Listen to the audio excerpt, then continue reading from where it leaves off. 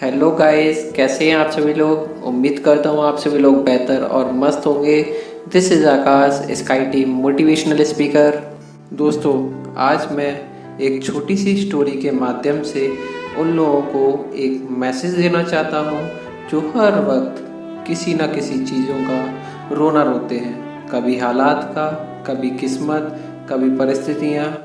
जो चीज़ें हमारे पास होती हैं उनकी कद्र करने के बजाय हम हर क्षण उन चीज़ों के लिए सोचते हैं या दुखी होते हैं जो हमारे पास नहीं होती हैं। दोस्तों, एक बार की बात है, एक वृद्ध पिता अपने युवा पुत्र के साथ ट्रेन में चढ़ते हैं। जैसे ही ट्रेन चली, बेटा खुशी और उत्साह से झूम उठा।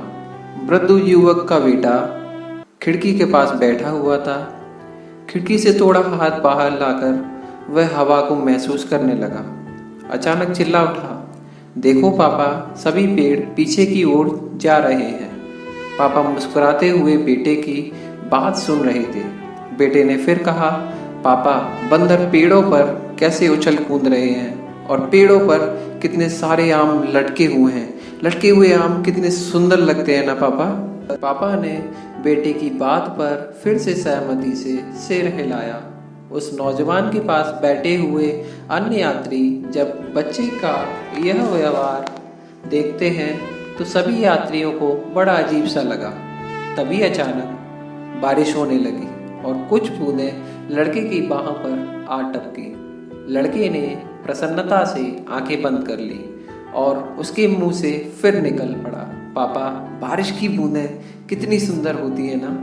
अब अन्य यात्री पूरी तरीके से असहज हो चुके थे। अचानक एक दंपति से चुप न रहा गया और उसने नौजवान के पिता से प्रश्न किया कि आप अपने बच्चे का किसी अच्छे से अस्पताल में इलाज क्यों नहीं करवाते हो।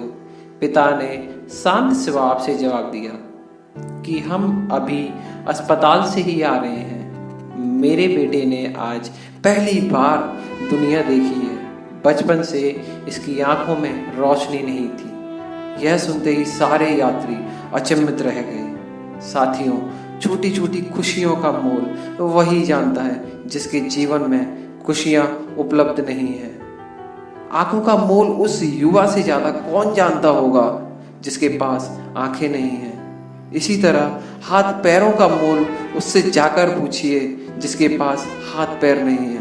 सोचने की शक्ति का मोल उससे जाकर पूछिए जिसके पास आज उसका दिमाग विकसित नहीं है। जिस दिन दोस्तों हमने इस सत्य को मन में बसा लिया कि ईश्वर ने हमें जैसा बनाया है, एकदम यूनिक और परफेक्ट पर्सन बनाया है, उसने हमें एक वीआईपी पर्सन बनाकर पेश किया है, तो हम कमियों की बातें करना छोड़ देंगे और मजबूतियों के बारे में बातें करना हम पसंद करने लगेंगे। दोस्तों, मैं ऐसे लोगों के बारे में जानता हूँ जिसके शरीर में बहुत सारी कमियां थी, जिनमें से एक स्टीफन हॉकिंग थे। इनका सारा शरीर अपंग था। अपंग शरीर होने के बावजूद भी वो विश्व के सबसे बड़े ब्रह्मांड के वैज्ञानिक थे, जिन्होंने हमारे इस ब्रह्मांड के बहुत सारे रहस्यमयी अनसुलझे तथ्यों को उजागर किया था। इस दुनिया से अलविदा होने से पहले उन्होंने इस विश्व को बहुत कुछ दिया और भी बहुत से अनसुलझे रहस्यों को भी सुलझाया। ऐसे ही जॉन कैली उनमें से एक थे जो इस वर्ल्ड के one hand best rifle shooter थे।